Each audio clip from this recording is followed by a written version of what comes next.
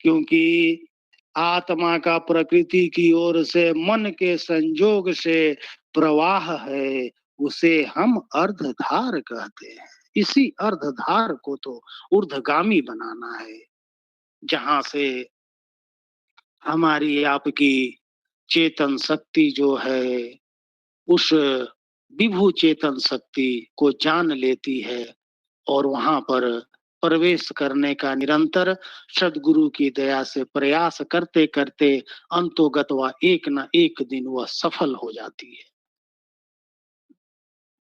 क्योंकि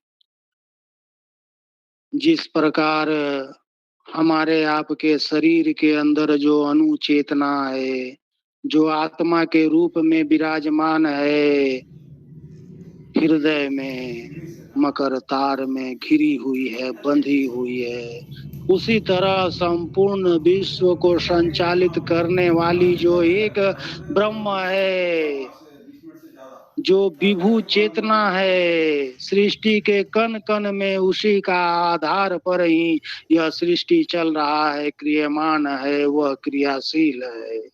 जो कि संसार की संपूर्ण नक्षत्र मंडल है, सारे ग्रह उपग्रह है, सूर्य चंद्र तारे और सृष्टि की पूरी प्रक्रिया उसी विभु चेतना के द्वारा ही संचालित हो रही है, और उसी को हम ब्रह्म कहते हैं, और उसी ब्रह्म को हमें आपको प्राप्त करना है।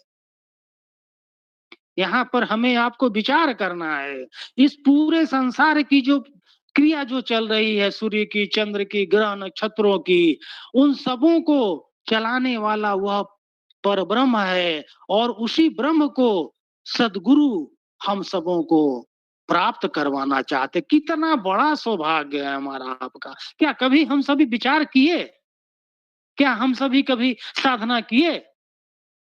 बस साधना करते हैं, घड़ी को देखते हैं, टाइम को देखते हैं, उसके बाद हम सभी कहते हैं कि क्या प्रभु हम तो साधना कर रहे हैं, साधना में तो हमारा मन ही नहीं लग रहा है। अरे साधना में मन कैसे लगेगा? जब हमारे आपके अंदर यह जब चेतना में रहती है, यह ज्ञान रहता है कि कितना जल्दी हम सभी सारी कोटियों को जान ले। अरे कोटि का यहाँ कोई मतलब नहीं है। यहाँ तो प्रथम कोटि में ही जो जिस योग्य का शिष्य होता है, उसे प्रथम कोटि में ही सारे ज्ञान को प्रवाहित कर दिया जाता है। यह तो सद्गुरु की एकमात्र 1 सेकंड की बात है। वह सबको यह ज्ञान लेने का अधिकार नहीं है, परंतु हमें आपको यह ज्ञान जब प्राप्त हो गया है, तो हमें आपको इस ज्ञान को अपनी साधना में इसे बढ़ाते रहें।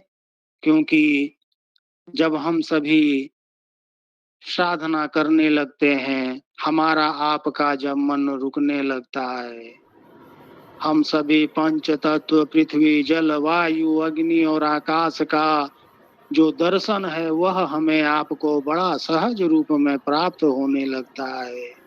और इन्हीं पंच तत्वों के दर्शन में कई प्रकार की झिलमिल ज्योतियां हमें आपको दिखलाई पड़ने लगती है। यह क्या मामूली बात है? यहीं से तो हमारी आपकी प्रारंभिक जो साधना है, यह अंतिम कोटि उस विभु चेतन शक्ति की ओर ले जाती है। और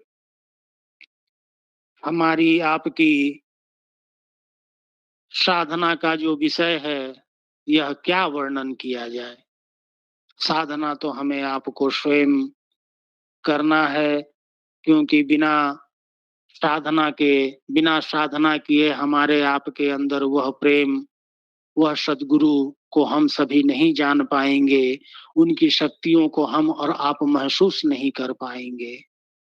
इसलिए साधना का अभाव हमें आपको नहीं होना चाहिए, क्योंकि साधना ही वह कड़ी है जिस कड़ी के द्वारा हमारा आपका जो यह प्रकृति का जो मार्ग है, 9 द्वार, यह 9 द्वार को सद्गुरु की दया से हम सभी बंद कर जिस द्वार से सद्गुरु उस परमात्मा की इच्छा के अनुसार इस ब्रह्म के ज्ञान को जानकर इसके प्रचार-प्रसार को करने के लिए यह मानव शरीर में जो दसम द्वार से हमें आपको जो भेजा गया है, उसी द्वार से वह साधक निकल जाता है।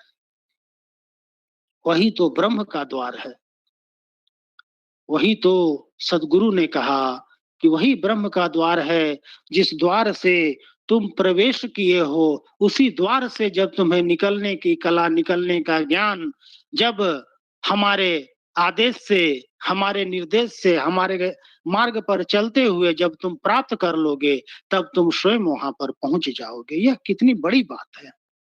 तो हमें आपको इसका निरूपण करना है, इसे जानना है। सद्गुरु की वाणी कहती है, दसम द्वार बर गुप्त है, मधुमत भेद विलास, बिन सद्गुरु गम ना मिले, अनुभव अधर प्रकाश, नौ द्वारा संसार का, दसवां योगी तार, एकादश खिड़की बनी, शब्द महल सुख सार।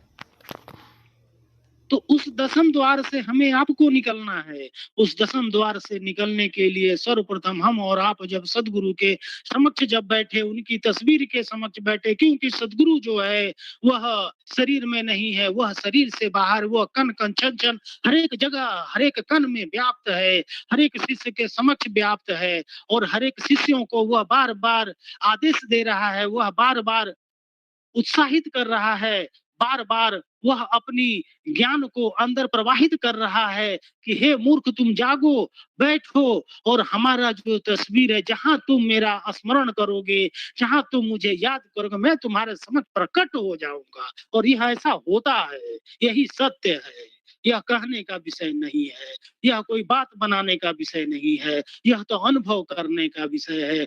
जिस शिष्य, जिस साधक को सद्गुरु के चरणों में पूर्ण रूपेण अपने आप को समर्पित कर दिया हो, वह जो सद्गुरु है वह तो क्षण-क्षण पल-पल उस शिष्य का, उस साधक का हर एक योग क्षेम को, उनके दुख को, उनके सुख को एक सत्य मार्ग की ओर वह सद्गुरु ले जाता है।